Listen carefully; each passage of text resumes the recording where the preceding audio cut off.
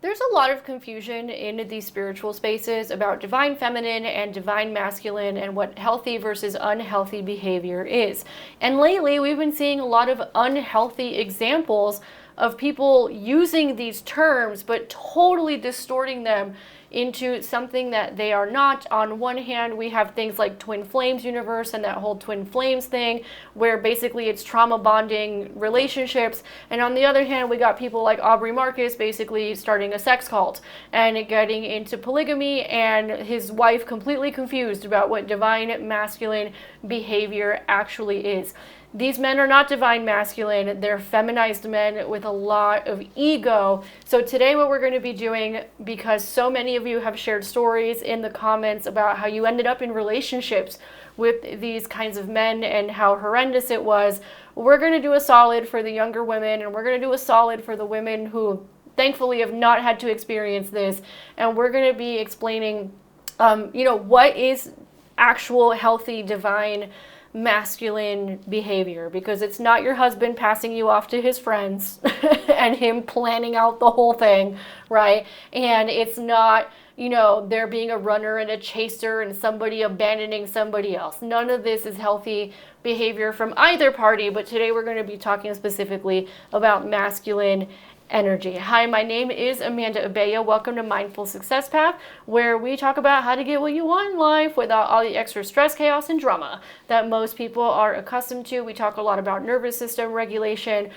We talk a lot about healthy relationship dynamics. That's been a hot topic on this channel lately. So if that's something that you're interested in, make sure to subscribe and hit the notification bell so you don't miss a single video that we have coming out on this channel. I have a goal of daily videos because so many of you have come in with amazing stories or questions, and I'm trying to get to all of them as much as I can. And as always, I always have extra resources to help you guys out. So in this case, the extra resource would be a masterclass I just created on what divine masculine versus divine feminine energy actually is, what is healthy versus unhealthy, and not only that, but how to actually use these principles in your life to manifest what it is that you desire, whether it's a relationship or a business, and how to really balance these things out within yourself so that your outer world starts to change as well. You can find the links to everything below. Okay, let's get into it. Is masculinity toxic,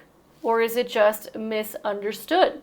Because here's the other thing. In a world of alpha influencers and that, have a total emotional shutdown, and then on the other hand, we have these feminized men in the spiritual community, it can get very, very confusing as to what healthy behavior actually is. So here's the thing. Masculinity in and of itself, we have to start here, okay? Masculinity in and of itself is not a problem, okay? The wounding of the masculine is the problem. Masculinity in and of itself is neutral. It's the expression of it that actually matters. So in the case of the alpha influencers, like the red pill guys with the emotional shutdown, the guys, the ones who always complain about single moms, but they have no problem creating a bunch of single moms, those guys, in that case, that's not healthy, right? Because that is domineering. It's not dominance, it's domineering. And it's control, and it's a lot of suppression. My husband has a theory about what they're suppressing, but that's a conversation for another time. On the other hand, right, we have the dudes in the spiritual community who, under the guise of divine masculine, are really just feminized men with a lot of ego. So that's also not a healthy expression of what that is, right? And you can argue that both examples are feminized men. I have another video on the types of feminized men women need to look out for, and both the red pill guys and the Aubrey Marcuses of the world end up on that list, because the reality is that if the masculinity is not being expressed in a healthy way, it's because the man has become feminized in some way, shape, or form, meaning he's kind of sort of thinking like a woman, right? He doesn't actually have the brain of a woman, but they're kind of thinking like a woman. And a lot of women get tripped up and caught up in types of relationships with these men, and then they're just completely confused and traumatized at the end of it. And again, thank you so much for sharing a lot of the stories in the comments, because I know some of these stories were very intense, and I know that they may not have been easy to share. So thank you for sharing those so other people can learn from them. And also I was very proud to see that those of you who have been in situations like that, many of you have been able to get out once you learned what healthy relationship dynamics are. So let's start getting into what the core traits of healthy masculine behavior are. So number one is presence, right? They're fully grounded, they have focused attention, they make others feel safe, heard, and held. My husband is so good at this. It doesn't matter whether it's like an old lady who needs help with something in the neighborhood, or me with my emotions. Or I remember we were on a cruise a couple years ago, and we were in the Caribbean, and we were doing this excursion, and we were snorkeling in the excursion, and one of the older women, one of the older ladies, she must have been in her 60s or something like that. She got in the water, and I guess she wasn't used to it, and she started panicking in the water. Thank God she had a vest on, but my husband noticed that she started panicking. My husband's a very good swimmer. He's done water sports. He's a scuba diver, all that kind of stuff, and he immediately went to her and started calming her down, because its instinct immediately came online to make sure that this woman felt safe so that she would not panic in the middle of the ocean, because that would be very bad. So that would be an example of what that looks like. Or even in the instance of me, like maybe I'm having an emotional day, or it's my hormones or whatever, I'm in some part of my cycle, or saw something that upset me a lot, he'll just like hold me and hug me and make sure he's that steady, safe rock, right? Healthy masculine men are steady rocks. They're not bitches, right? They have emotional mastery, right? They have emotional mastery, and then they're able to be a safe place for other people. Number two, integrity. Huge, right? But this you have to be very careful with, because people will use integrity as a form of manipulation, right? And now I'll give an example from Sir Aubrey Marcus, because he's the one giving it to us lately. So integrity means that they walk the talk, and he lives by his values even when no one is watching. So there's a common saying that a man's bond is his word. So or his word is his bond. And a lot of very masculine men, they live by that. That their word is their bond, and they live in integrity. They know what their values are, and they walk in those values regardless of whether or not someone is watching, regardless of whether or not they're getting kudos for it, right? It's not performative. It's just who they are.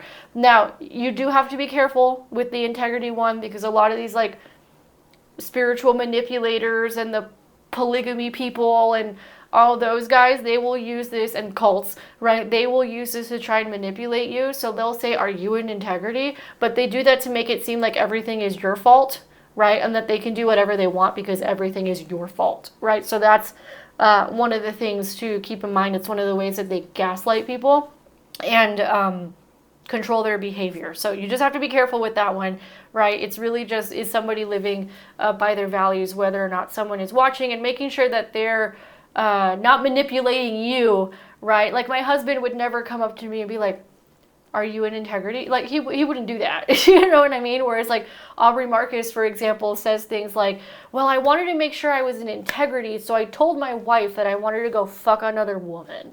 Right? You see the difference, right? Whereas like the value system is, how about honoring your marriage vows as a value system, but that value system's not there. So rather than cheating on his wife, because he would be a piece of shit if he cheated on her, he created this whole polyamorous spiritual evolution bullshit, right? So that he doesn't have to be a piece of shit, and then he's calling it integrity. Do you see the difference, right? In terms of what that actually looks like.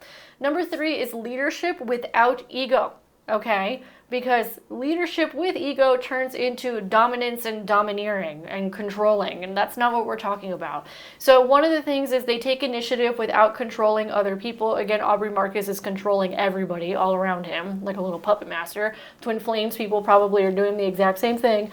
For those of you in the spiritual community, and those in the red pill community, they're just trying to have dominance and control over women, but not in a healthy way. And then also they offer direction, right? So you'll notice this about the healthy masculine. They always want to solve a problem.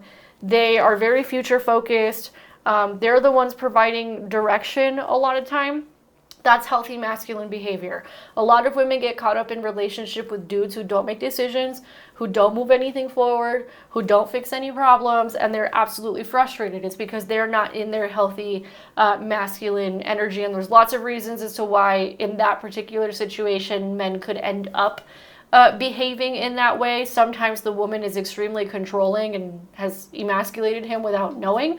So that's totally possible, but that would be an example. Number 4 is protection, not possessiveness. So the masculine will create safety physically and also emotionally. Okay, so every video I've done breaking down the Aubrey Marcus thing, the twin flames thing.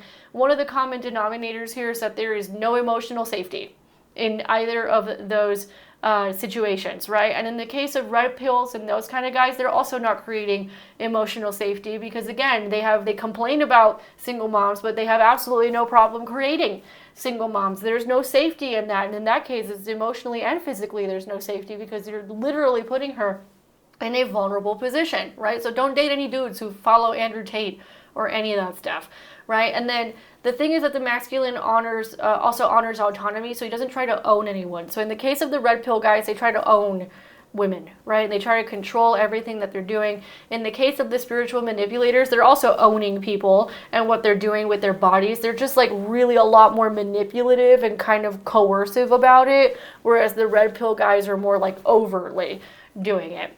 I hope that made sense. Then emotional resilience or emotional mastery. Healthy masculine men have emotional mastery, okay? And I said this before, right? They feel deeply. Like, there are some very sensitive men out there, but they're not reactive with it, and they don't collapse or lash out under stress. The masculine can handle a lot more stress than the feminine can, okay? Physically and psychologically, they can handle more of it. And then, there's also this idea of like a hunter brain versus a farmer brain. There's this really great book called Driven. So if you identify as a high achieving person, I highly recommend reading the book Driven because it's going to help you make sense of a lot of things in your life and your relationships with other people. Life-changing book if you consider yourself to be like a high achieving driven person. But the healthy masculine can typically take a lot more stress than the feminine can. They do not lash out under stress. They do not collapse under stress. It's quite the opposite. Stress builds them. A service-oriented power, right? So healthy masculine men will use their strength to uplift other people, not dominate this. I also see my husband doing this in the meditation classes that we facilitate here in Mexico with a lot of our teachers. We facilitate, and part of our job as facilitators is to like maintain the energy while the teacher is teaching, and now we're getting trained in a lot of these modalities. And I will see my husband, using that or share some of his experiences, like as we're going through the classes, to uplift other people rather than trying to control and dominate them. Masculine men are also purpose-driven, not status-driven. So you'll realize that a lot of feminized men and a lot of unhealthy men are totally driven by status. Healthy masculine men are driven by purpose. Maybe the purpose is providing for your family. Maybe the purpose is some sort of a business that they have. Maybe the purpose is being a good husband. Maybe the purpose is being a good father. Maybe the purpose is some sort of, a community leadership or something. Or it could be all of the above, right? But there's something having to do with purpose and not status. They don't really give a about status at all, actually. Number 7 is decisiveness, okay? Masculine men make decisions. They don't leave all the decisions to you, okay? And the thing is that they can lead without bulldozing, and they can, I think any smart person can do this, is balance intuition and emotional intelligence with action. But that's also a sign of a healthy masculine man. It would also be the sign of a healthy masculine woman. It's just healthy feminine woman. It's just the feminine woman would lean more on the intuition. That's basically the only difference. And then finally, a healthy masculine man, he supports the feminine, right? So he will, because he's a provider, okay? So he will provide for the feminine. He will provide safety, financially, emotionally, physically. He doesn't fear her emotions, her beauty, or some of her chaos. Now, I've said this before, like, healthy masculine men don't like drama, right? Especially the driven ones. They do not like drama. They do not like drama queens. They don't like unnecessary chaos because it takes them off their purpose. Okay? They don't like it. However, right, women, we do go through more emotional cycles and more seasons of life, and we are more in tune with our emotions. They're not afraid of our emotions at all. In fact, I remember this was many, many years ago, someone I was dating before my husband, and I was so pissed at this person. I was so pissed. We both had actually been manipulated by like a huge narcissist that was in our lives, and we were pawns in a game, and I had just found that out, and I was so pissed, right? I was like, bah! And he just stood there and took it. He even smiled at one point, and I was like, oh my God, this man took it, right? Because there are a lot of men out there who would not, okay? And I always remember that as kind of an example of a man being able to hold space for a woman's emotions. My husband does the same thing, by the way, but I always remember that guy was in the military, right? So he could just handle a lot of stress. Also probably had more of like the driven hunter, high achieving brain. But I always remember that as an example because that was the first time I understood this concept, right? So by the time I got to my husband, I already knew what to look out for. And that relationship was actually a teacher insofar as that's when I understood that lesson, that I could be at my emotions and a masculine man doesn't even budge. Doesn't budge, doesn't scream, doesn't yell, just sits there, takes it, and holds the space for you. And that was my first lesson in that. And I remember being like, whoa, because I'd finally gotten it. That had not been my experience up until that point with men. And it may not be your experience up until this point either. So I wanted to illustrate that as one of the examples. And again, the healthy masculine supports the feminine so far as they hold space without trying to fix or control. Very important. Now, they do have some level of control, like they have control over how they make money, they have control over their house because it's like being the protector, so they want to have some level of control, and they do love to fix problems, and that's a good thing, but they don't go overboard with it in terms of trying to control you, the feminine, right? So for example, my husband loves that I started another YouTube channel because it lights me up and it's very creative, right? And he will hold space for it, both in terms of my creativity, but also in terms of like helping with the structures behind it, or if some tech thing breaks, he will handle it, but he's not trying to control me and be like, you can't do that, I need you doing all this over here. Does that make sense? Right? It's the opposite. He wants me to like flourish and do the things that bring me joy and bring me happiness. All right, so those are examples of what actual healthy masculine behavior looks like. I'm going to add one more on here, which is containment. We talked a little bit in terms of containment and protection in terms of the emotions and being present for a woman's emotions, but there's another form of containment, and that is being a bit territorial. So they are territorial about their loved ones, they're territorial about their work, and they're territorial about their house, because that is the protective nature. So if you see a man who doesn't protect you in any of those ways, or is saying you could be free and do whatever you want, he's probably not healthy. He's probably a feminized man, because most healthy masculine men would not actually let you do whatever you want if it was going to harm you.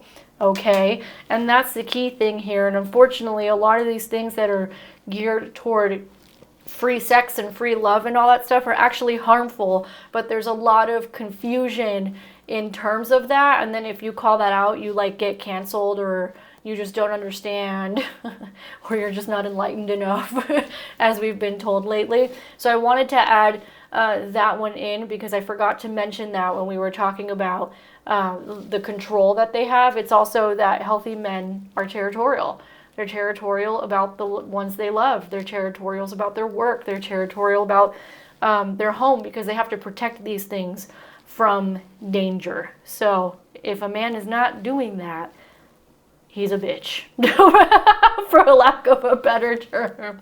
All right, guys, I hope you guys enjoyed this video. Once again, the extra resources will all be in the description below. Also, make sure to join our email list. You can find the information on how to do that below as well, because I will send out discounts to workshops and courses and things on the email list before anybody else even knows about it. Thank you so much for giving me your time today. I'll catch you on the next one.